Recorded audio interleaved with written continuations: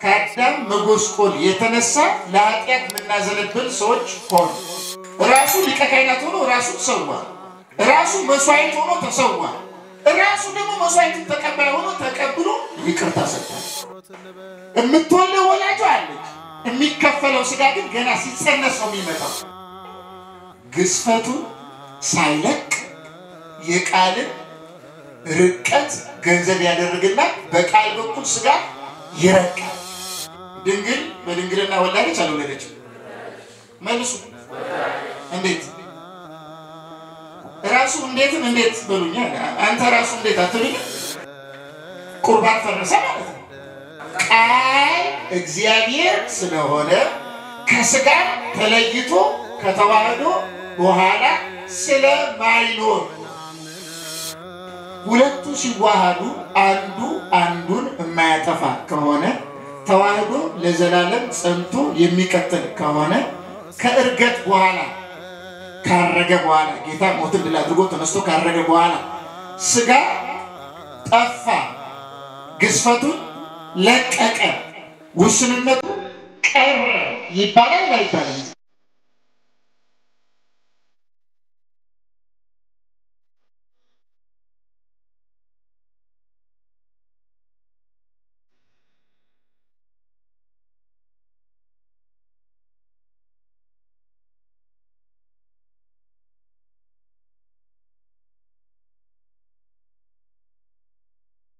በነገረ ክርስቶስ ዙሪያ ደግሞ የምናነሳቸውን ጥያቄዎች እንመልሱልን በመካከላችን መምህር ኢንጂነር ዮሐንስ ጌታቸው በመካከላችን ተገኝተዋል ራሳቸውን በማስተዋወቅ እንዲጀምሩ እድል ሰጥና በቀጥታ ወደ ጥያቄው እናልፋለን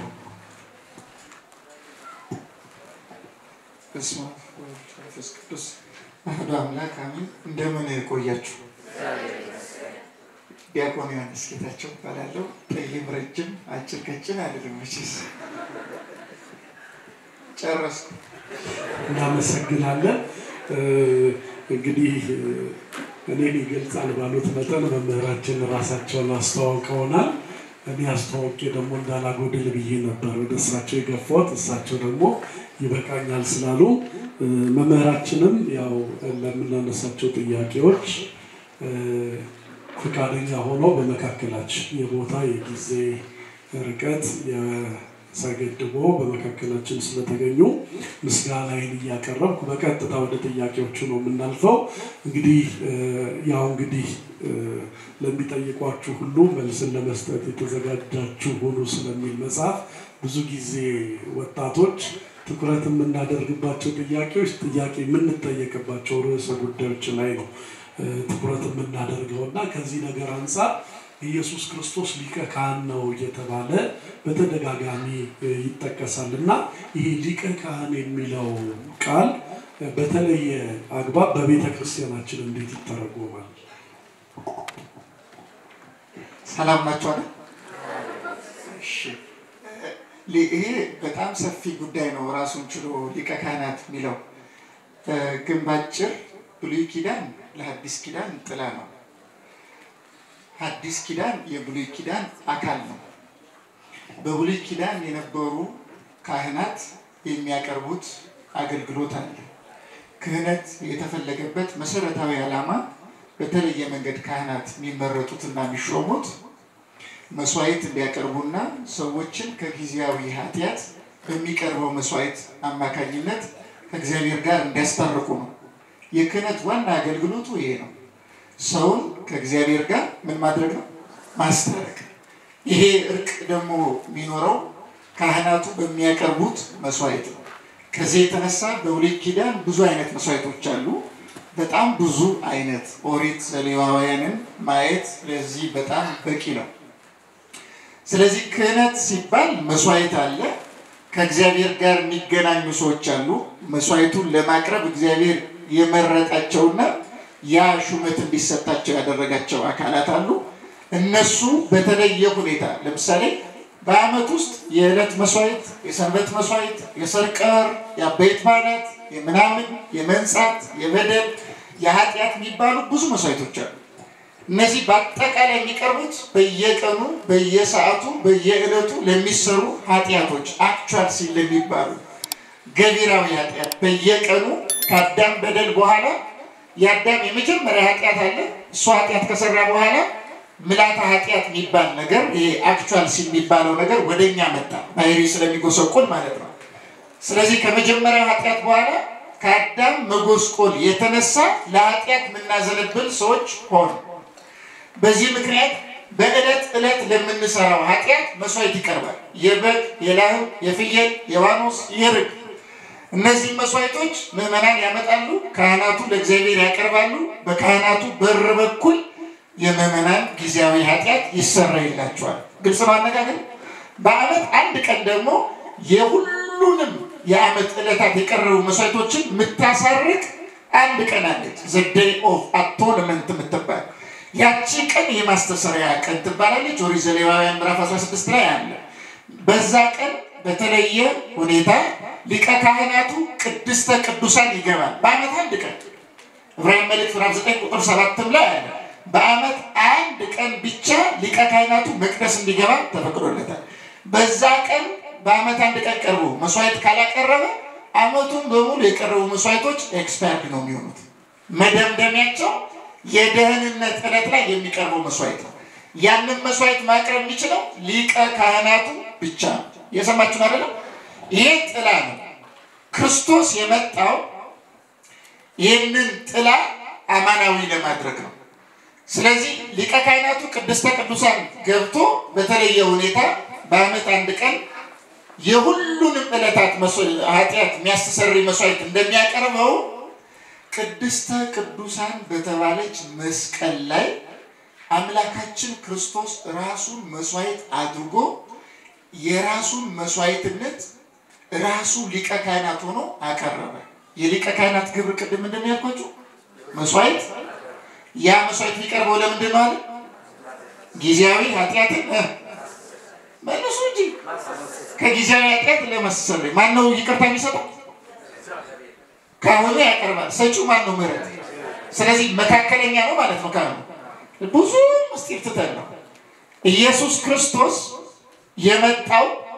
አዳም በሰራው ኃጢያት ምክንያት ለአዳም ራሱን ካሳ አድርጎ ለማቅረብ ራሱን ካሳ አድርጎ ቤዛ አድርጎ ክርስቶስ ያቀርብ ምን ሆኖ ያቀርብ መስዋዕት ማቅረብ የካህን ግብር ከሆነ ራሱን ስለኛ መስዋዕት አደረገ በእኛ ቦታ ተገብቶ ስለኛ የሚታረድ በግ ሆነ ራሱ ስለኛ በግ ሆነና በግነቱን መስዋዕት አድርጎ የሚያቀርብ ደግሞ ሊቀ ካህን ራሱ ሆነ እያደመጣችሁ ነው ያኛው ሊቀ ካህናት በብሉይ ኪዳን ያለው የበግ ደም ያቀርባል ወይ ሌሎች እንስሳት ደም ያቀርባል ከጊዜያዊ ኃጢያት ይቅርታ ያሰጣል ክርስቶስ ከዘላለማዊ በቀደመው አዳም ምክንያት ከበቀለብን ኃጢያት ከዛ ኃጢያት ነፃ ሊያወጣ የሚሞት መስዋዕት ሳይሆን ሕያው መስዋዕት ራሱ ሊቀ ካህናት ሆኖ ራሱ መስዋዕት ሆኖ ራሱ ደግሞ ያን ያቀረበው መስዋዕት ተቀብሎ ይቅርታ ሰጭ ሆኖ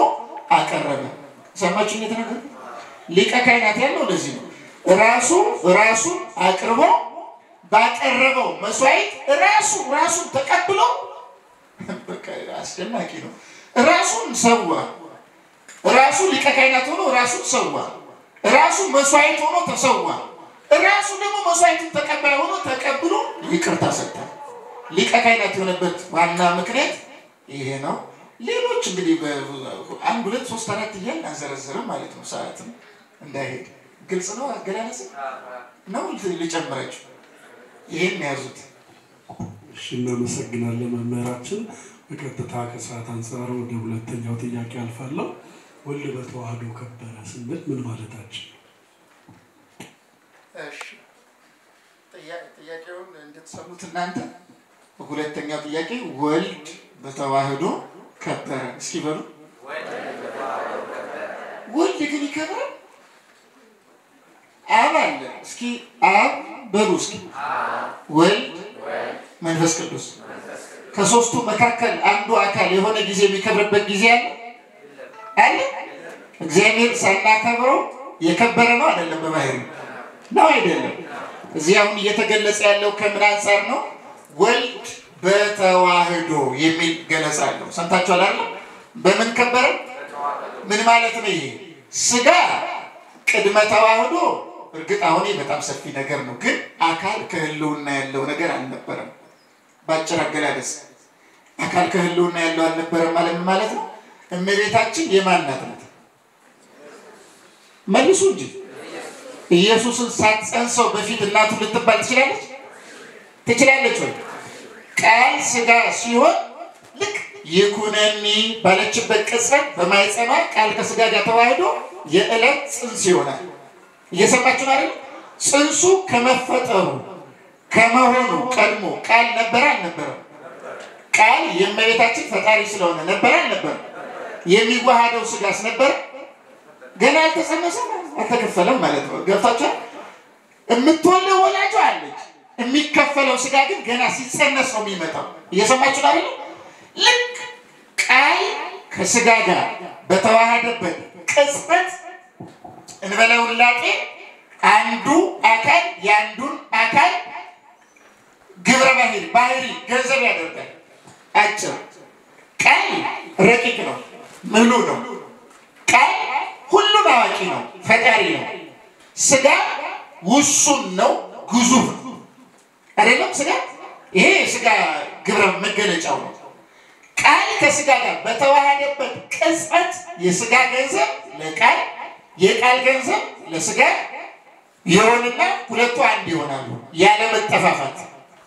ልክ በዚህ ጊዜ ስጋ ቅድመ ተዋህዶ ቅድም እንደነገርኳችሁ በአካል ተለይቶ የነበረ ባይሆንም ግን ሰብእና ተወክሎ ይነገራል። ያው ከሰው ሰውነት ስለሆነ ሰውን የነሳው ስጋና ነፍስን የነሳው ከመቤታችን ስለሆነ ማለት ነው።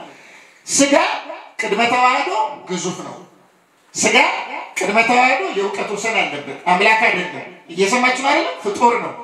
ስጋ ቅድመ ተዋህዶ በሁሉ ምሉ አይደለም፣ ውሱን ነው ማለት ነው። ይሄው በተዋሃደበት ቅጽበት ስጋ የቃልን ገንዘብ ያደርግና ውሱንነቱን ሳይለቅ በቃል ገንዘብ ምሉ ይሆናል። እየሰማችሁ አይደል? የምናገረው እየሰማችሁ። ቃል ምንድነው አይደል? ረቂቅ በሉ እስኪ፣ ረቂቅ ምሉ አምላክ በሉ። ስጋስ ግዙፍ ነው አይደለም? ፍጡር ነው አይደለም?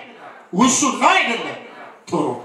አሁን አንዱ ያንዱን ገንዘብ ያደርጋል ያለ መለዋወጥ ማለት ምን ማለት ነው? ከበረ ስለሚል ማለት ነው ጥያቄው። በተዋህዶ ከበረ የሚለውን ለማስረዳት ነው።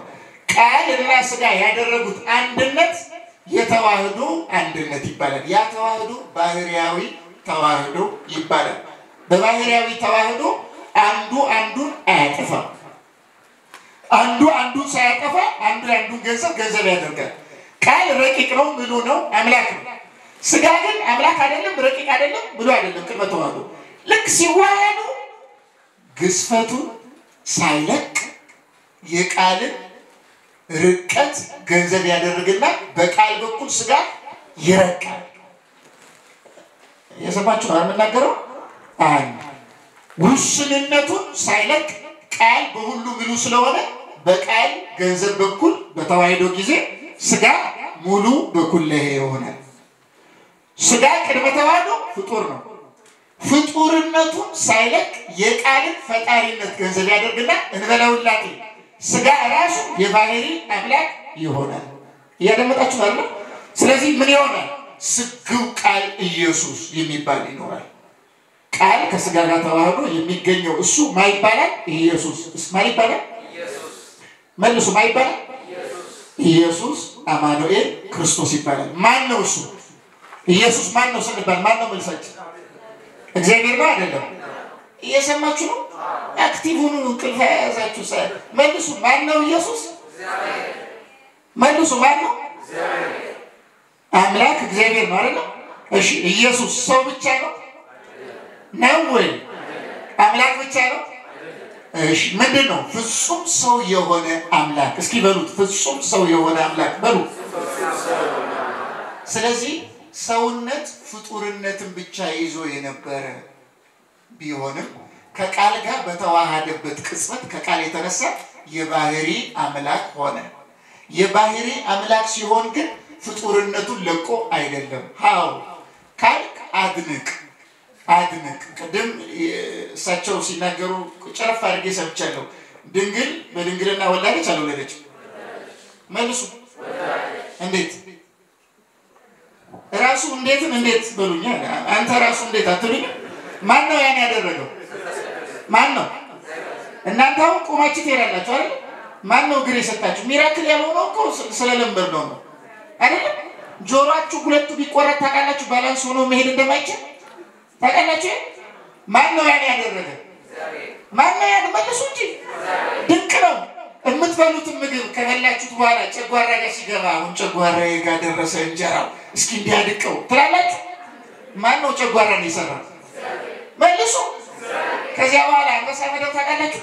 አንበሳ መደብ ማለት ሽንት ማለት ነው። እዛ ከበላችሁ በኋላ ስትሄዱ አሁን ዛሬ አንድ እንጀራ ነው የበላሁት ግማሹ ነው መውጣት ያለበት ነው ብትሉ የሚወጣውን ማን ነው የሚወስድ? እየሰማችሁ ነው ወይ? ሚራክል ነው ወይ? ድንቅ። አዎ እንዴ ሰው ወጥቶ ሽንት ቤት ይሄዳል? ኧረ በስመ አብ ይባላል ወይ? ማን ያደረገ? ምን ነው ማን ያደረገው? እዚህ ጋር ኦክሲጅን አለ የለም? እሺ እዚህ ጋር አለ የለም? ካርቦን ዳይኦክሳይድ አለ የለም? ምንድነው የምታስገቡት? እንዴት አወቃችሁ? ካርቦን ዳይኦክሳይድ ለምን ተቀላቅሎ አይገባም? ማን ያደረገ? መልሱ እንጂ እግዚአብሔር አይደለም? ይሄን መገልበጥ ይቻላል? ሚራክል ድንቅ ነው። ይሄ ድንቅ ነው። ከዚህ ሁሉ በላይ ደግሞ እግዚአብሔር ሰው ሆነ የሚለው ከአይምሮ በላይ ነው። ስለዚህ በስጋ ከበረ በተዋህዶ ስንል ፍጡር ይኸው አዳም ዲያብሎስ ዕፀ በለስ እንዲበላ ያደረገው ለምንድን ነው? ይሄን ብትበላ ምን ትሆናለህ ብሎ አምላክ ትሆናለህ ብሎ አዳም ሲበላ ሆኗል። ምክንያቱም ለሰው አምላክ መሆን ይቻላል። የሚቻል ከሆነ ሰው ሁሉን ቻይ ነው ወደ ማለት ይወስዳል። ምክንያቱም ሰው በራሱ አምላክ መሆን የሚችል ቢሆን ኖሮ እናንተ እዚህ ያላችሁ በሙሉ አምላክ ትሆኑ ነበር አይደል? ቢያንስ እንዴ ምንድነው እንዲህ ለምን ታደርጋለህ እያለ ከላይ የሚቆጣጠረኝ ሲኦል ትገባለህ እንደው አምላክ ሆኜ አንድ የሆነ አልበቃም ነው የምትሉ የነበረ። ግን አትችሉም ነው አይደል? ልሁን ብሎ ባሰበ ጊዜ ተንኮታክቶ ወረደ። ለሰው አምላክ መሆን አይቻልም። ለአምላክ ሰው መሆን ሲቻላል አይቻልም። በደንብ መልሱ። ስለዚህ ተመልከቱ፣ ቃል ስጋ ነሳና የነሳውን ስጋ የባህሪ አምላክ አደረገው። የባህሪ ምን ማለት ነው? ሰይጣን ያጠመዳትን ወጥመድ ሰበራትና የሰይጣንን የራሱን የስልቂያ ቃል ትንቢት አደረገና ዕፀ በለስ ብትበላ አምላክ ትሆናለህ ብለን ወርላ አዳም ላይ ያሾፍከው አምላክ እንደዛ አዳም ሊሆን አይችልም። እኔ ግን ሰው ሆኜ አንተ ያዋረድከውን ስጋ አምላክ አደርግና እቀጠቅጣለሁ። እየሰማችሁ አይደል? ገለበጠበት ማለት ነው። ስለዚህ ምን አደረገ? ዲያብሎስ ሊያዋርድ የመጣውን ስጋ ቃል በተዋህዶ አከበረና የዲያብሎስ የራሱ አምላክ ያደረገው ስጋ እየሰማችሁ አይደል? ከበረ ማለት በተዋህዶ ነው። የሰይጣን የራሱ አምላክ ነው። ኢየሱስ አምላክ ነው። የሰይጣን ራሱ ፈጣሪው ነው። በተዋህዶ ከበረ። እሺ ምራችን ቃል ተሰማልን። እንግዲህ ያወራን ያለነው ነገረ ክርስቶስ ላይ ነውና ነገረ ክርስቶስ ትምህርት ላይ ደግሞ ያው ቅድስት ቤተክርስቲያናችን የተለየው ትምህርቷ ተዋህዶ እንደሆነ ይታወቃልና ተዋህዶ ከሁለት ባህሪ አንድ ባህሪ የሚለው ነውና የመለኮትና የትስብእትን አንድ መሆን ነው እንግዲህ ተዋህዶ እያልን የምንለውና በተዋህዶ መለኮትና ትስብእት አንድ ከሆኑ በኋላ መለኮት ትስብእት እያሉ ለያይቶ ማስተማር ይቻላል? ካልሆነስ ደግሞ መለኮትና ትስብእት እያሉ ማስተማር ምን አይነት የሃይማኖት ክፍተት ሊያመጣ ይችላል? አሁን ተዋህዶ ነው። አሁን እየሰማችሁ ነው? እየሰማን ነው ካላላችሁ አልቀጥልም። እየሰማችሁ ነው ወይ? እንቅልፋችሁ አንዳንድ ሰዎች ይተኛሉ። ተኛል ልትሉ ነው? ጉዞ ወስደው ቂርቆስን ትምህርት ቤቶች አስተኙን እንዳትሉ ማለት ነው። እሺ ሁለቱ ቃልና ስጋ ተዋህደው ስንት ሆኑ ነው? አንድ ሆነዋል። አንድ ልብ በሉ። ተዋህዶ የቃልና የስጋ ተዋህዶ እንደ ቡናና እንደ ወተት ያለ ተዋህዶ አይደለም። ቡናና ወተት አንድ ይሆናሉ ተቀላቅለው እየሰማችሁ አይደል ይቀላቀሉና አንድ ይሆናሉ ቡና ድሮ ጥቁር ነው ወተት ድሮ ነጭ ነው ሁለቱ ሲቀላቀሉ ግን ነጭ ጥቁር ይሆናል አይደል ነጭ ጥቁር ይሆናል ቡና የቀደመ ጣዕም አለው ያንን ጣዕሙ ያጣና ወተት ቡና ጣዕም ይባል ማኪያቶ ብላችሁታል ወተትም የቀደመ ጣዕም አለው የቀደመ ጣዕሙን ለቀቅ ያደርግና ሌላ ይሆናል ግን ሁለቱ ስንት ይሆናሉ ቡናና ወተት ተቀላቅለው ስንት ነው የሚሆነው ከተዋሃዱ በኋላ ሁለቱ ይሄኛው ቡና ነው ይሄኛው ወተት ነው እንችላለን ይቻላል ግን ሁለቱ ስንት ሆነው አንድ በመሆን ውስጥ አንዱን ትንሽ ጠፋ አልተደራረጉም ተደራርገዋል አልተደራረጉም የቃልና የሥጋ ተዋህዶ እንዲህ ያለ መጠፋፋት ያለበት ተዋህዶ አይደለም አንድ ልብ በሉ ሁለቱ አንድ ሆነዋል ስንል አንድ ሁለተኛ ጨው ውሃ ላይ ባመጣና ብጨምር ጨው መጀመሪያ ተጠር ያለ አካል ነው አይደል ምን አይነት ጨው ነው የምታውቁት ተጠር ያለ ነው አይደል ምናልባት ረቂቅ የምታውቁ ካላችሁ ብዬ ነው ተጠር ያለ ነው አይደል ጨው ዋሳ ፈሳሽ ነው ጨው ውሃው ላይ ስናስቀምጠው ምንድነው የሚሆነው የቀደመ አካሉ ይኖራል በርቀቱ በግዝፈቱ ይኖራል ስለዚህ ውሃው ጨውን አይውጣው ግን ሁለቱ አንድ ከሆኑ በኋላ ይሄ ጨው ጣዕም ይሄ የውሃ ይባላል ስለተዋሃዱ ማለት ነው አንድ ሆኗል ግን አንዱን ምን አድርጓል ውጧል አይደል የቃልና የሥጋ አንድ መሆን በተዋህዶ ልክ እንደ ጨውና እንደ ውሃ ያለ አይደለም እየሰማችሁ አይደል ሁለቱ አንዱን ሳያጠፋ ሁለቱ አንድ የሆኑበት ምስጢር ነው ተዋህዶ ይሄ ተዋህዶ ብዙ ምሳሌዎች አሉት ብዙ ምሳሌ ተውና ብዙ ቅዱሳን ሊቃውንት በጣም ትኩረት የሚሰጡት እናንሳ ለምሳሌ እኔ እታያችኋለሁ አይደል ወይስ ጥቁር ነው አናይም ማለት አሁን እኔ ነፍስ ነኝ ሥጋ ነኝ ሁለቱ እሺ እኔ ነፍስና ሥጋ ነኝ ወይስ ነፍስ ነኝ እየሰማችሁ ነው ወይ እኔ ነፍስና ሥጋ ነኝ እውነት ነው አሰብ ነፍስና ሥጋ እውነት አሰብ እውነት ነው ነፍስና ሥጋ እሺ ነፍስና ሥጋ ከሆነ ተለያይቷል ማለት ነው እና የሚለው ለይቅ አይደለም ሚለይ አይደለም ነፍስ እና ነፍስ የቱ ጋር ነው ያለው መልሶ እና ብላችኋል መልሶ አለ ነፍስ ተለይቶ ከሥጋ የተለየ ነፍስ አለ ከነፍስ የተለየ ሥጋ እኔ ጋር አለ ሥጋዬ ከነፍሴ ከተለየ አስከሬ ነፍሴም ከሥጋዬ ከተለየ ሰው የሚለው ትርጉም ይቀርና ነፍስ ትሆናለች እኔ ነፍስና ሥጋ አይደለም ነፍስም ሥጋ እስኪ በሉ ምንድን ነው ሁለቱ ተዋህደው ስንቶኛለሁ እስኪ ለዩት አሁን እናንተ መጣችሁ ብትመቱኝ እግሬን ብትመቱት ይሰማል አይሰማም እጄን ብትመቱስ ነፍሴ ቢለያትስ አስከሬን ጋር ሄዳችሁ ቋ ስታረጉ ምን ያማታል ይላል ለምንድነው የማይሰማው ምን ስለተለየ ሰው ብለን የምንናገርለት አካል የሁለቱ አንድነት ነው ሞት እነዚህ ሁለቱን ይፈልጣቸው ይለያቸዋል ግን ነፍሳችን ረቂቅ ናት ሥጋችን ግዙፍ ነው እኔ ስንት ሰው ነኝ ለምሳሌ አሁን እኔ ቀላል ነገር ስንት ሰው ነኝ ምግብ ትበላላችሁ ምግብ ስትበሉ ምናችሁ ነው ምግብ የሚበላው ሥጋችሁ ነፍሳችሁ ሥጋችሁ አይደል ነው ሥጋችሁ ነው የሚበላው እናንተ ናችሁ የምትበሉት ወይ ሥጋችሁ ነው የሚበላው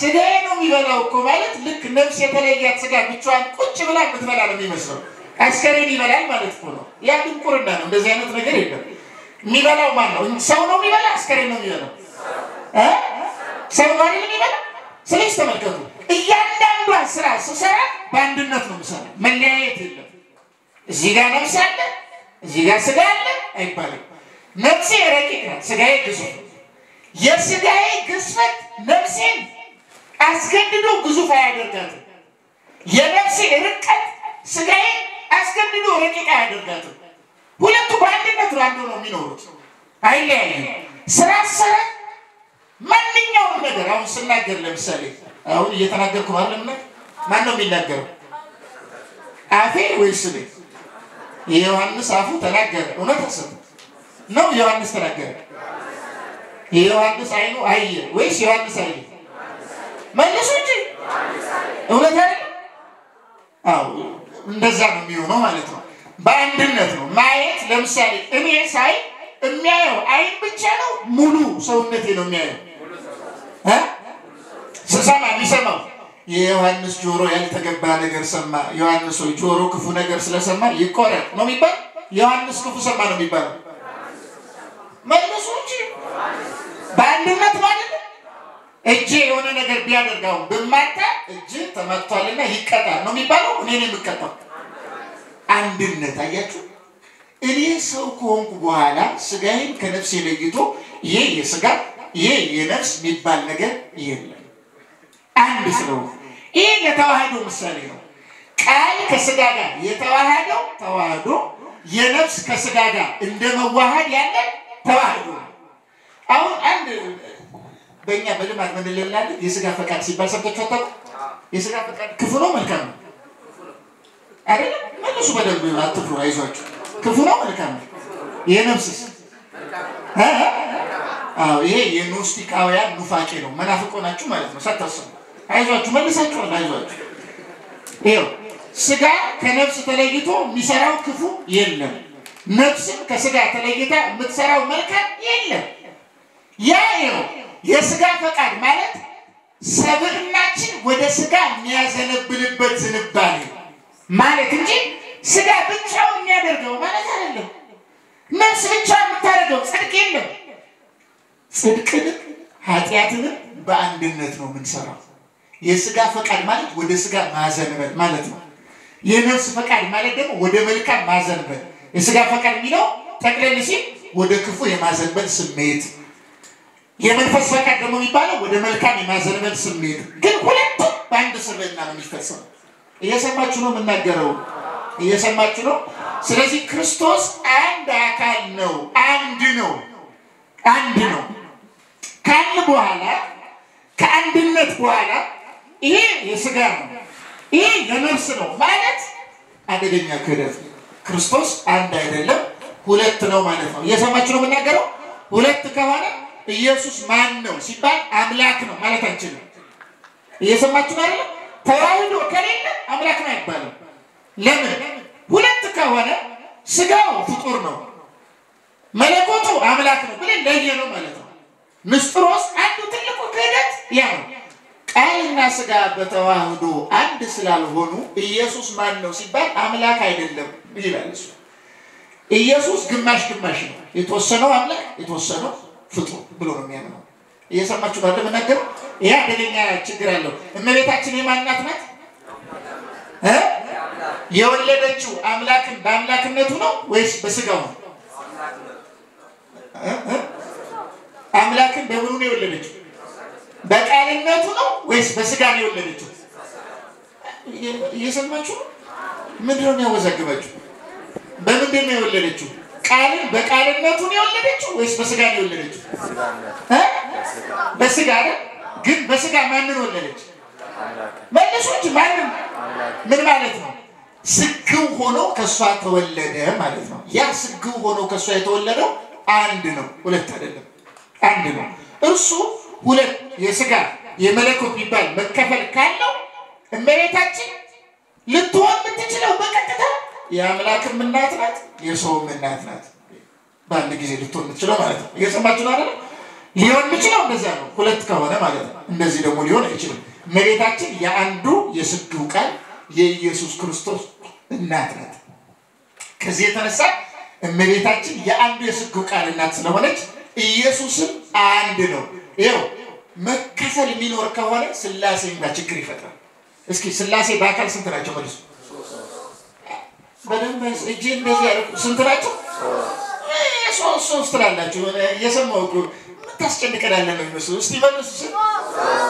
ከሶስቱ አካል መካከል አንዱ ምን ሆነ? ሰው የሆነው ማን ነው? ከሶስቱ መካከል ወልድ አይደለም? ሰው በሆነ ጊዜ ሰውነት ከመለኮት ጋር ተዋህዶ አንድ ካልሆነ ስላሴ አካላቸው ሶስት ነው ብላችኋል። ሁለት የሚሆን ከሆነ ምንድነው ሊሆን የሚችለው? ወይ ወደ አራት ወይ ይጨምራል አይደል? አይሆንም ይሆናል ወይ ሌላ ነገር ነው የሚሆነው ማለት ሌላ ነገር ነው የሚሆነው። ስለዚህ የግዴታ ስንት ነው መሆን ያለበት? አንድ። ይሄንን ሳዊሮስ ዘስሙ ላይ እስኪ ጣታችሁን አውጡ አንድ ጊዜ። ደግሞ በጣም ልትፈላሰፍ ነው ምንም ፈላሰፍ የለም። ሳዊሮስ ያለውን ነው እንጂ መዝገበ ሃይማኖትና ሳዊሮስ የተናገረውን ሊቃውንት በመዝገበ ሃይማኖት ያሉትን እንጂ ፍልስፍና ምናምን አይደለም።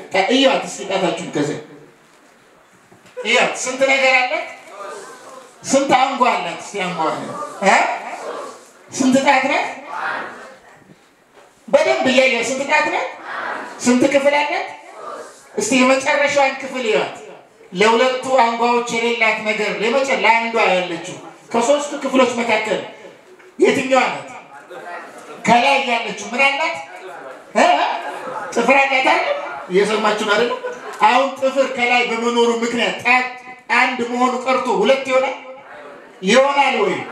አይሆንም። እሺ አካል ክፍሉ ሲሄድ ሶስት ነው ያለው። ከላይ ጥፍር ስላለ አራት ይሆናል። ከሶስቱ አካላት መካከል አንዱ አካል ወልድ ስጋን ሲዋሃድ የተዋሃደው በባህሪያዊ ተዋህዶ ስለሆነ የግዴታ ያ የባህሪያዊ ተዋህዶ በስላሴ አካል ላይ አራተኛ ይጨምር፣ በስላሴ ባህሪ ላይ ሁለተኛ ይጨምር። ተዋህዶ ከሌለ ሌላ ችግር ውስጥ ይገባል። አንደኛ ነገር ማርያምን ያፈርሳል። እመቤታችን የአምላክ እናት ናት ማለት አንችልም። ሁለተኛ ስላሴ ላይ ሌላ ነገር ይፈጥራል። ሶስተኛ ድህነታችን ፍጹም አይሆንም። ለምን? ለምሳሌ ቀል ይኸው እኛ የምንድንበትን ስጋውና ደሙን እንበላለን አይደል? ጮክ ነው። ያ ስጋና ደም የማን ነው? የአምላክ ነው አይደል? እሺ ስጋ ለብቻ አምላክ ለብቻ የሚሆን ከሆነ ስጋ ለብቻ አምላክ ለብቻ የሚሆን ከሆነ ስጋ የአምላክ ሊሆን ይችላል? መልሱ እንጂ ካልተዋሃደ የአምላክ ሊሆን ይችላል? ታዲያ ካልተዋሃደ ስጋ ለብቻው ይሆናል። ስጋ ለብቻው ከሆነ የሩቅ ብእሲ ስጋ እኛን ያድናል ወይ? ስጋውን በላን ደሙን ጠጣን ብንል እኮ የሩቅ ብእሲ ነው የሚሆነው። ቁርባን ፈረሰ ማለት ነው። እየሰማችሁ አይደለም? እሺ በመስቀል ላይ ክርስቶስ ራሱን ስለኛ መስዋዕት አድርጎ አቅርቧል። እየሰማችሁ ነው? አላቀረበም? አቅርቧል። መስዋዕት አድርጎ ራሱን ያቀረበው የሩቅ ብእሲን ስጋ ነው ወይስ የስግው ቃል የፈጣሪ ስጋ ነው? ለኛ የፈሰሰው የተቆረሰው የፈሰሰው የማን ነው? የአምላክ ነው የፍጡር ነው? የአምላክ ስጋ ስለኔ በመስቀል ተሰዋ ማለት ምን ይችላል? ተዋህዶ ሲኖር። ተዋህዶ ከሌለ በመስቀል ላይ የተቆረሰው ስጋ የፈሰሰው ደም የሩቅ ብእሲ ነው ካለ ገደል ነው የሚገባ። ድህነት የሚባለው ነገር ፈረሰ ማለት ነው። በሩቅ ብእሲ ደም መዳን አይቻልም። ከዚህ የተነሳ የሐዋርያት ሥራ ምዕራፍ 27 ቁጥር 28 ላይ እግዚአብሔር እስኪ በሉ በገዛ ደሙ እግዚአብሔር ደም አለው በሉ እግዚአብሔር ደም አለው አለ። እግዚአብሔር ደም በዮሐንስ ወንጌል ምዕራፍ 4 ላይ እግዚአብሔር መንፈስ ነው ይላል። እግዚአብሔር መንፈስ ነው ወይስ ግዙፍ ነው? አይደለም። መንፈስ አይደለም እግዚአብሔር ነው አይደል? ግን ስጋን ሲዋሃድ ግዙፍ ሆኗል አልሆነ? አሁን እግዚአብሔር በገዛ ደሙ የሚለው ስለማን ነው? ስለ ኢየሱስ ነው? ስለ አብ ነው? መልሱ። ስለ አብ ነው? ስለ ወልድ ነው? በገዛ ደሙ ያለው ደምን በተዋህዶ ገንዘብ ሲያደርግ ነው። ገንዘብ ያደርግ። ለምሳሌ አሁን እዚህ ጥላ ውስጥ እዚህ ዳስ ውስጥ ገብቻለሁ። አሁን እዚህ ጥላ አሁን የጥላ ከኔ ጋር ተገናኝቷል። እየሰማሁ አይደል? ይሄ ጥላ ከኔ ጋር ተገናኝቶ እዚህ ውስጥ ገባው አይደል? ስገባ ከመግባቴ በፊት ዮሐንስ ነኝ አይደል? እየሰማችሁ ስገባ እዚህ ውስጥ ስገባ ጥላ ዮሐንስ ነው ያልኩት። አሁንም ዮሐንስ ነኝ አይደል? ጥላውስ እኔ ስገባ ጥላ ነው አይደል? አሁን ሳልገባ በፊት እሰምን ነበር። ምንም ግንኙነት የለንም ማለት ነው። የኔ አሁን ይሄ ጥላው እኮ የጥላው ባለቤቱ ማለት አይደለም። እሺ ሰውየው ማለት የኔ ነው እንደ ጥላ ይሄ ዳስ የኔ ነው ወይ የኔ ነው? የዮሐንስ ጥላ ይባላል። ይሄ ይባላል። የዮሐንስ አይኑስ አይኔ ብል የኔ አይን ነው አይደለም? ኧረ ጉድ! በደንብ ብል እየሰማችሁ ነው። ላስረዳችሁ እኮ ነው የምናገር። አይኔ ብል የማን ነው? ጆሮዬ ብልስ ጥላዬ እንኳን ብል ዝም ብዬ እንደው ጃንጥላ ይዤ እንኳን ብል ጥላዬ ብል የኔ ገንዘብ ነው ማለት እንጂ ጥላው እኔ ነው ማለት ነው ሊሆን አይችልም። እግዚአብሔር በገዛ ደሙ ብሎ የተናገረው ደምን እግዚአብሔር ገንዘቡ ስላደረገ ነው። ገንዘብ ስላደረገ ይሄ ተዋህዶ ነው የሚያስረዳ። ተዋህዶ ባይኖር ኖሮ ይሄ አይደገርም ነበር። ከዚህ የተነሳ ቃል ከስጋ ጋር በባህሪያዊ ተዋህዶ ካልተዋሃደ ቁርባንም የለም ድህነትም የለም። እመቤታችንም ወላዲተ አምላክ አይደለችም። ሥላሴም ጋር ችግር ተፈጠረ። ገብቷችኋል አገላለጽ? ይሄ ነው ማለት ነው። እሺ መምህራችን በድጋሚ ቃለ ሕይወትን ያሰማልን። እንግዲህ ያው በተደጋጋሚ ጥያቄ እየጠየቁ ለማንቃት እየሞከሩ የሚገኙት መምህራችን አብዛኞቻችሁ ላይ ድካም ስለሚታይ ነው። ስለዚህ አሁን እየጨረስን ነው። የመጨረሻውን ጥያቄ ከስካሁኑ በተሻለ ሁኔታ ታደምጡታላችሁ ብዬ አስባለሁና አሁንም ስለ ተዋህዶ ነው እየተነጋገረን የመጣ ነው። ለዛሬ የመጨረሻ ጥያቄ የምናደርገው እንግዲህ ክርስቶስ በተዋህዶ ሰው እንደሆነ እናምናለንና አምላካችን መድኃኒታችን ኢየሱስ ክርስቶስ ወደ ሰማይ ካረገ በኋላ አሁን በአባቱ ቀኝ የሚገኘው በሚታየው በሚዳሰሰው ስጋ ነው ወይ? ካልሆነስ ደግሞ መለኮት ትስብእትን አጠፋው ወደሚል ወደ ተሳሳተ ትምህርት አይወስድም ወይ የሚል ጥያቄ ነው የመጨረሻ የምናደርገው። ከዛ ጋር እያይዘው ደግሞ የመጠቅለያ ሀሳብ እንዲሰጡን እድሉን እንሰጡታለን ማለት ነው። ያው ሰዓት እንዳይሄድባችሁ ብዬ እኮ ነው። ሲበዛም ደግሞ አንዴ የምትሰሙትን ትረሳላችሁ ብዬ ነው። እኔም ጫን የምጠይቃችሁ ሙቀቱም ስላለ እናንተ እርግጥ ሙቀት ትችላላችሁ። የዚህ ዓለም ሙቀት ራሱ ስንት መከራ መጥቶብናል። ሰምታችኋል ጥያቄውን ያውኑ? ቅድም ምንድን ነው ያልነው? ተዋህዶ በተዋህዶ ምስጢር አንዱ አንዱን አያጠፋም ብለናል አይደለም? ብለናል። መጠፋፋት የለም። ቃል ከስጋ ጋር ተዋህዶ ስንት ሆነ? በዚህ ተዋህዶ ውስጥ አንዱ አንዱን አያጠፋም። የሚያጠፋ ከሆነ ጉዳዩ ሌላ ነው የሚሆነው፣ ሌላ ክህደት ጋር የሚወስደው። መጠፋፋት የማይኖረው ለዘላለም ነው፣ ለዘላለም ነው። ቃል ከስጋ ጋር ከተዋሃደበት ቅጽበት ጀምሮ ለዘላለም ቃል ስጋን አያጠፋም፣ ስጋ ቃልን አያጠፋም። ሁለቱ ተዋህደው ስንት ነው የሚሆኑ? ግን ከተዋህዶ በኋላ መለያየት የለም። ሁለቱ ተዋህደው አንድ ከሆኑ በኋላ አንዱ ከአንዱ አይለይም። ይህ መሰረታዊና ቁልፍ ጉዳይ ያዙ። አሁን ስጋ ምንድን ነው አለን? በመገለጫው እስኪ የስጋ መገለጫ ዝም ብላችሁ ነገር ግዙፍ ማለት እሺ፣ ፍጡር ነው አይደለም? ነው አይደለም? እሺ፣ ሁለቱን ከተናገራችሁ ይበቃችኋል። ግዙፍ እሺ፣ ቃል ምንድን ነው? ሁላችሁም መልሱ። ከዚያስ ፈጣሪ ነው። እሺ፣ ሁለቱን ያዝ ይበቃል። ረቂቅ ነው፣ ፈጣሪ ነው፣ ያዘን። እሺ፣ ሁለቱ ሲዋሃዱ አንዱ አንዱን የማያጠፋ ከሆነ ተዋህዶ ለዘላለም ጸንቶ የሚቀጥል ከሆነ ከእርገት በኋላ ካረገ በኋላ ጌታ ሞትን ድል አድርጎ ተነስቶ ካረገ በኋላ ስጋ ጠፋ፣ ግዝፈቱን ለቀቀ፣ ውስንነቱ ቀረ ይባላል አይባልም? እስኪ ከገባችሁ ትመልሳላችሁ። ይባላል አይባልም? ጠፋ ቢባል ምን ችግር አለ? ምን ሆነ? ተዋህዶ ፈረሰ ማለት ነው። እሺ፣ ዩቴኪያኒዝም ይባል አውጣኬ እርግጥ ይሄን ሂስቶሪካል የሆነ ጉዳይ አናነሳ፣ ግን አውጣኪያዊ የሚባል ኑፋቄ አለ።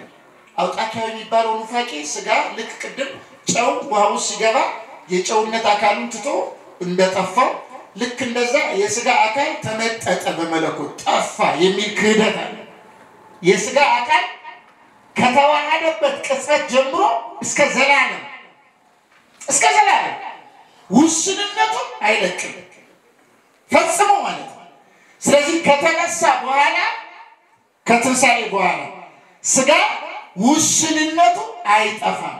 ግን ውስንነቱ ሳይጠፋ ቃልን ገንዘብ ስላደረገ በሁሉ ይመላል።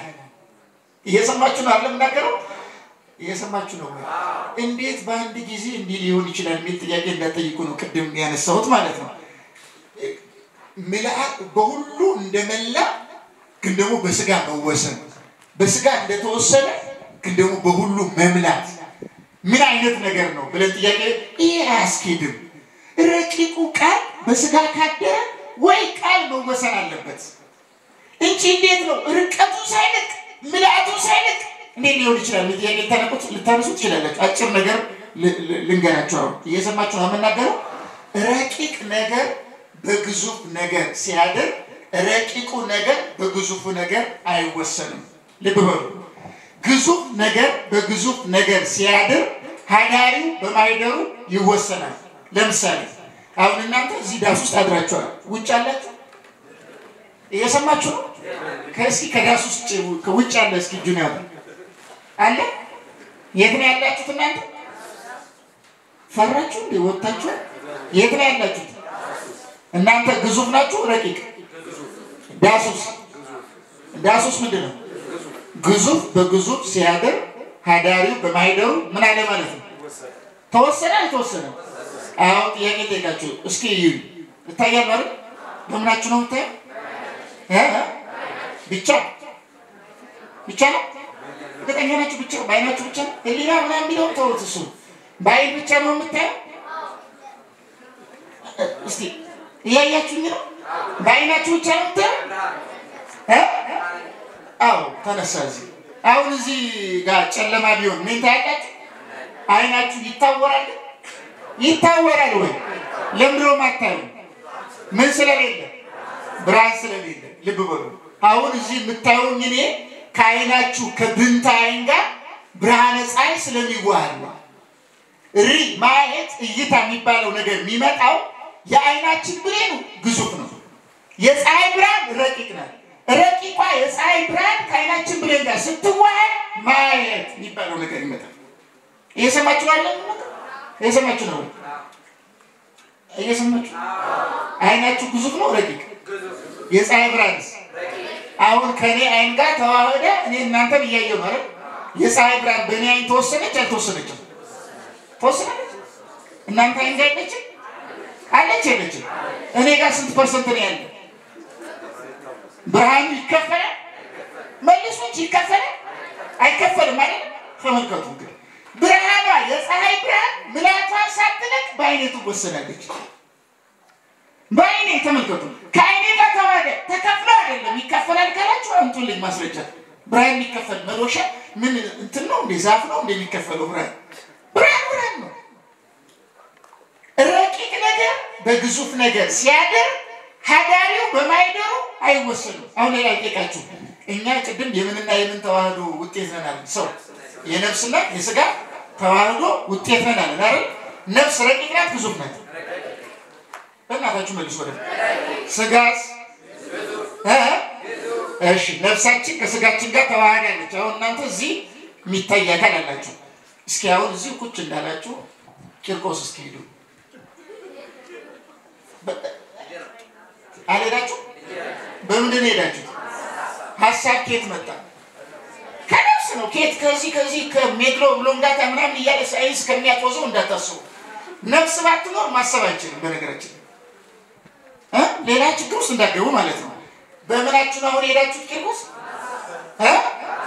በሐሳብ ስትሄዱ መንገድ ላይ ያያዛችኋል የለም አይደል በርቀት በነፍሳችሁ ግዘፍ አካላችሁ እዚህ እንዳለ የሆነ ቦታ መሄድ ትችላላችሁ ማለት ነው ምን ማለት ነው የነፍሳችሁ ርቀት በስጋችሁ ግዝፈት አልተወሰነም ማለት ነው ስለዚህ ቃል በስጋ ሲያድር በተዋህዶ ማለት ነው የስጋን ገንዘብ ሲያደርግ በስጋ አይወሰንም ማለት ምን ማለት ነው በደንብ አድርጋችሁ ስሙ ምልአቱ ለቆ ውሱን ወደ መሆን አይመጣም ማለት ነው የሰማችሁ ነው አይደል ውሱን ወደ መሆን የሚመጣ ከሆነ ምልአቱን ለቀቀ ማለት ነው ምልአቱን ከለቀቀ በሁሉ የለም ማለት ነው በሁሉ ማይኖር ከሆነ ፈጣሪነቱን አጣ ማለት ነው ፈጣሪነቱን ካጣ እሱ ፈጣሪነቱን ባጣበት ቅጽበት ማፈጣሪ ሊሆን ኖሯል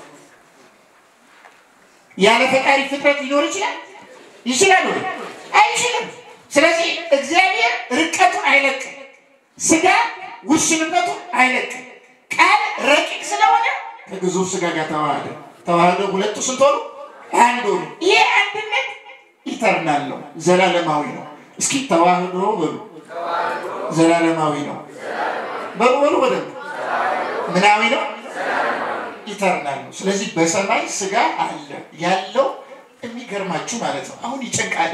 ስጋ ውስንነቱን ለቋል አልለቀቀም? እስኪ መልሱ። ስጋ ውስንነቱን ለቋል አልለቀቀም? እንዴ ተነጋግረን አትርሱ። በደንብ መልሱ። ለቋል አልለቀቀም? ለቋል አልለቀቀም? ግዙፍነቱን ለቋል አልለቀቀም? እሺ ፍጡር ነበር አይደለም? ቅድመ ተዋህዶ ነው አይደለም? አሁን ፍጡርነቱ ጠፍቷል ወይ? የተገኘ መሆኑ አልጠፋም አይደለም? ግን ምንም ገንዘብ አደረገ? ፈጣሪነትን። እየሰማችሁ ማለት ነው? ፈጣሪነትን። አሁን የክርስቶስን ስናየው ስግው ቃል ኢየሱስ ክርስቶስ በተወሰነ አካል ተገልጦ ሲታይ ያ በተወሰነ አካል የምናየው እሱ ይመለካል አይመለክም? ሲወዛገቡ ይመለካል አይመለክም? ለምን ነው የሚመለከው? ቃል እግዚአብሔር ስለሆነ ከስጋ ተለይቶ ከተዋህዶ በኋላ ስለማይኖር እየሰማችሁ ማለት ነው።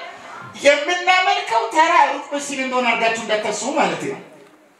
ስጋውን በሰማይ አለ ማለት ልክ እንዳበረ እንዳየለ አድርጋችሁ እንዳታስቡ ነው የምናገረው። ስጋ ቃልን ገንዘብ አድርጎ ነው ያለው። እየሰማችሁ ማለት ነው።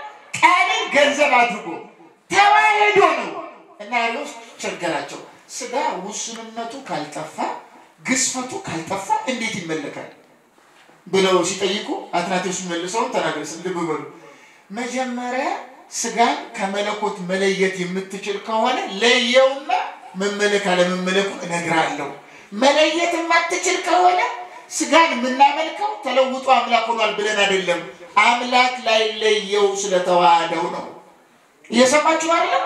ስለዚህ ስጋን አምላክ ያደረገው ማን ነው ማለት ነው? ቅድም ከበረ በሚለው ስለተናገ ማን ነው አምላክ ያደረገው? ቃል ነው። አለ በግዝፈቱ ማለት ነው። እየሰማችሁ አይደል? ሳይለወጥ አለ። በጣም አስገራሚው ከአይምሮ በላይ የሚሆነው በጣም የሚያስደንቀው እሱ እኮ ነው። የኛ ስጋ ቃል ስለተዋህደው ከአብ ጋር ሩይ ሆኖ በዘባነ ኪሩ በየማነ አብ በአብ ቀኝ ከሥላሴ መካከል እሰግድ ለአብ ወወልድ ወመንፈስ ቅዱስ አሐተ ስግደተ ስንል ለስግው ቃል ለኢየሱስ ክርስቶስ ከአብ ጋር አንድ ነን። አሁንም ስጋ ባይለወጥም ግን ደግሞ አምላክነትን ገንዘብ ስላደረገ የባህሪ አምላክ ብዬ እሰግድለታለሁ እንላለን። አስገራሚ የተዋህዶ እግዚአብሔር ምን ያህል እንዳፈቀረ ምን ያህል እንዳበረረ የሚያመለክት ነው። ስለዚህ በላይ በሰማይ ስጋ ከቃል ስላልተለየ ስለማይለይም በማይመረመር በሰማይ አለ ሲባል አሁን በእናንተ ጭንቅላት የሚመጣው ምን መሰለ የሚሰማኝ በዙፋን ተቀምጦ ምናምን ሲባል እንዲህ አይነት ወንበር እያሰባችሁ እንደሆነ ይሰማኛል አይደል? እኛ ራሱ ከትንሳኤ በኋላ በእንደዚህ አይነት ወንበር የምንቀመጥ ሰዎች አሉ። ታውቃላችሁ? በግድግዳ ማለፍ እንችላለን። እየሰማችሁ ይላሉ። ስንደርስበት እንነጋገራለን። ያኔ ዳግም ምጽአት ላይ ማለት ነው። ከተነሳን ያ የከበረው ትንሳኤ በትንሳኤ ጊዜ በርቀት እንነጠቃለን እኮ ታውቃላችሁ? እንነጠቃለን። አሁን እዚህ በጣም አስቸጋሪ ነው። ይሄ አሁን እዚህ ያለውን ነገር እንዳታስቡ። እዚህ ያለው ወሰን መብላት መጠጣት ምናምን ይሄ ሁሉ ቀሪ ነው ማለት ነው። ሀው እንዴት ነው የሚሆነው? አሁን ሰው ሳትበሉ መኖር ትችላላችሁ? ይቻላል ቢባል ትቀበላላችሁ? እግዚአብሔር አሁን እዚህ ጋር መጥቶ እዚህ ያላችሁ የቂርቆስ ሰንበት ትምህርት ቤት ተጓዦች እንደው ለአንድ ሳምንት ምግብ ባትበሉ ምንም አትሆኑምና አትብሉ ቢላችሁ ትሰማላችሁ? እግዚአብሔር ተደብቃችሁ ቢሆን እግዚአብሔር ይሄ ነገርማ ያላችሁ ቢሆን ሳትበሉ አትቀሩ። አንቀበልማ። ከትንሳኤ በኋላ ግን የማይበላ አካል ነው የሚነሳው። ታውቃላችሁ? የማይራብ አካል ነው የሚነሳው። የማይደክም አካል ነው የሚነሳው። ምስጋና ያ ግሎሪፋይድ ባዲ ይባላል። ሞት የማይስማማው እንደ መላእክት የከበረ የረቀቀ አይደለም ያልኩት። ግዝፈቱን ለቆ አይለወጥም። ሰብዕናችን ሳይጠፋ በማይብራራ ሁኔታ መንፈሳዊ አካል ሆነን ነው የምንኖረው። ያ አካል አሁን ያ አካል ወደ ላይ ብትወጡ ግራቪቴሽናል ፎርስ አለ ጎትቶ አጥቶ ቁጭ ነው የሚያደርግ የታባ ነው ብሎ ማለት ነው። ያ የትንሳኤ አካል ግን ይሄን ግራቪቴሽናል ፎርስ ያመጣል። ለምን እንሞታለን? ከሞት ከተነሳን በኋላ ምን እንሆናለን? እናርጋለን። እየሰማችሁ ነው? እናርጋለን። ስናርግ በክብር ነው የምናደርገው። ይሄ መሬት ስበት ምናምን የሚባል ነገር የለም ማለት ነው። ይሄን እግዚአብሔር ነው የሚያደርገው። ስለዚህ የክርስቶስ ስግው ቃል ኢየሱስ ክርስቶስ በየማነ አብ በዘባነ ኪሩብ በክብር በመመለክ ነው ያለ። ይሄንን አስበህ የማትደርስበት ተዋህዶ የተባለ ምስጢር ነው። እስኪ ምስጢር ነው በሉ አንዴ በሉ ምስጢር ነው። የማይብራራ የማይገለጽ ከቋንቋ የሚሻገር እንዴት ስጋ አምላክ ሆነ ብለህ ስትጠይቅ መልሱ ምስጢር ነው፣ ረቂቅ ነው፣ በአእምሮ የማይደረስበት ነው ብለህ ታደንቃለህ። እና ይሄ እዚህ ነው ግልጽ ነው። ገብቷችኋል ማለት የፈለኩት? ገብቷችሁ ረሳችሁታል ነው? ገብቷችሁ? ሌላ ምክር የመጨረሻ የተባለው ሰዓትም ሄዷል። ምነግራችሁ ምንድነው? አታንብቡ። እሺ ቅዱሳት መጻሕፍት አታንብቡ። ቤተክርስቲያንም አትምጡ። ጾምም አትጾሙ። እርግጥ ጾምን አትጾሙ አይደላችሁ። ጾሙን ብላችሁ የጾማችሁ ነው። ገብቷል? ጾም ገብቷል አልገባምሽ? እየሰማችሁ አትወዛገቡ። ጾም ገብቷል አልገባም? የት ነው የገባው? የት ነው የገባው? ጥያቄ እኮ ነው። የት የሆነ ቤት የገባ አይመስል? ጾም እናንተ ጋር እኮ ነው። ገብቷል? እናንተ ጋር ገብቷል? ጾም ከምግብ መከልከል የሚለው ጾም ነው የገባ አይደል? እናንተ ጋር እሱ አይደል የገባው? ከምግብ አሳ ስጋ ምናምን ትታችኋል። እሱ ጾም ገብቷል። ከኃጢአት የመከልከል ጾም ገብቷል? ገብቷል ወይ? ከኃጢአት ሳትከለከል ትክክለኛውን ጾም ሳትጾም እንዲህ አይነት ምስጢር አንረዳም። እንዲህ አይነት ምስጢር። ስለዚህ ዝም ብላችሁ ይሄ እንደታሸገ ምግብ አትቀመጡ። ሰደብና ልትሉ እንደሆነ ይገባኛል፣ ግን ሳላስበው ነው። ይቅርታ። እሺ እናንተ ጎበዞች ናችሁ። ግን ምን ለማለት መሰላችሁ? መጽሐፍ ማታነቡ ከሆነ ጸሎት ማትጸልዩ ከሆነ እውነተኛ ጾም ማትጾሙ ከሆነ ምንም አይነት ዕውቀት አታገኙም። በኦርቶዶክስ ዕውቀት በንባብ ብቻ ነው የሚገኘው። ስታነብ ራሱ እግዚአብሔርን በመፍራትና እግዚአብሔር እንዲገልጽልን በንጽህና ሆነ ነው የምታገኘው። ደግሞ ከአእምሮ የሚሻገር ዕውቀት አለ። ልክ እመቤታችን እንኳን እኮ የአምላክ እናት ሆና ቅዱስ ገብርኤል መጥቶ ትጸንሻለሽ ትወልጃለሽ ሲላት እፎኑ ዝንቱ ይከውነን ያለችው እንዴት ይሆናል ነው ያለችው። ከዛ ከቅዱስ ገብርኤል ጋር በነበራቸው ንግግር እኮ መደምደሚያው ምን ነበር? እስመ አልቦ ነገር ዘይሳነው ለእግዚአብሔር በቃ ይሄ የሚያውቀው እግዚአብሔር ነው። እግዚአብሔር ይሄን ማድረግ ይችላል ነው። እናንተ ትክክለኛ ዕውቀትና መረዳት ገንዘብ ማድረግ የምትችሉት ከማንኛውም ስህተት መጠበቅ የምትችሉት የእውነት ከኃጢአት የመከልከልን ጾም ስትጀምሩ። እውነተኛ ጸሎት ደረት እየደቃ ሊሆን ይችላል። እኔን ኃጢአተኛውን ይቅር በለኝ። ቅዱሳን በነገራችን ላይ ባህታውያን አንዱ ይሄ ኖኤቲክ ፕሬየር ከሚባሉት ውስጥ ማለት የልቡና ጸሎተ ልቡና የሚባላል። ከዚያ ውስጥ አንዱ ቅዱሳን 24 ሰዓት ሳያቋርጡ ከሚጸልዩት ጸሎት እና ለትልቅ ብቃት ትልቅ ምስጢር የሚገለጥላቸው እኔን ኃጢአተኛውን ይቅር በለኝ በሚል ጸሎት 24 ሰዓት ነው። እንግዲህ ምንም አይነት ብቃት ላይ ቢደርሱ አይ ጸሎት በቃ እንደዚህ የለም። ሁሉንም ሰዓት እኔን ኃጢአተኛ ምስጢር የሚገለጠው እንደዚህ ሲሆን ነው። ስለዚህ ቅዱሳት መጻሕፍትን አንብባችሁ እንኳን ያነበባችሁ የሚገባችሁ እውነተኛ ጸሎትና ጾም ማድረግ ስትጀምሩ ነው። ራሳችሁን በጣም ዝቅ አድርጋችሁ ቤተክርስቲያን ስትሄዱ፣ የንስሐ አባት ጋር ስትገናኙ፣ ንስሐ ስትገቡ ይሄን ስታደርጉ ነው የሚገባን ማለት ነው። ያ ግን ሳይገባን ልክ እንደ ሳይንስና ፊዚክስ ዝም ብለን ቁጭ ብለን የሆኑ መጽሐፎችን እያነበብን የምንሄድ ከሆነ ገደል ነው የምንገባው። ቅድም የተማራችሁት ነገረ ማርያምን እንደዚህ አይነት ነገር ይጠይቃል። አሁን ያቀረብነው ነገረ ክርስቶስን ይሄንን ይጠይቃል። ስለዚህ ምንድነው ከኔ የሚጠበቀው የሚለውን ነገር እዚያውን ጉዞ የመጣችሁ ይመስለኛል። ወጣ አድርገው እዚያውን ጫካ ዛፍ ትንሽ አለ መሰለኝ ደረቅ ያለም ቢሆን እዚያ መጣው ያቆማችሁ ለምን እንደሆነ ታውቃላችሁ? ወጣ ብላችሁ ማሰብ እንድትችሉ ለማድረግ ሌላ የለው። እዛው ቂርቆስ ስትሆኑማ ተነገረ እኮ አይደል? ሊቃውንቱ እየመጡ አስተማሩ። እዛው ነው ብዙዎቻችን፣ ሁሉን አይመለከትም ማለት ነው። ብዙዎቻችን ማለት ወጣ ስትል እስኪ ወጣ ብለን ይሄ ቤታውን ቆይ ድስቴ እንትኔ ምናምን አሁን እዚህ ድስቴ ትላላችሁ እዚህ ይርቃችኋል። ቤቱ ትሉ ነበር። ወጣ ብለ ማሰብ ጀምር። እግዚአብሔር እንዲገልጥልን ስለዚህ ሌላ ነገር ውስጥ ሳትገቡ በቅንነት በንጽህና ሆናችሁ ቅዱሳት መጻሕፍትን ማንበብ፣ ጸሎት ማድረግ፣ ጾም በንጽህና ሆናችሁ መጾም ይሄንን ካደረጋችሁ እግዚአብሔር ምስጢሩን ጥበቡን እየገለጠላችሁ ይሄዳል።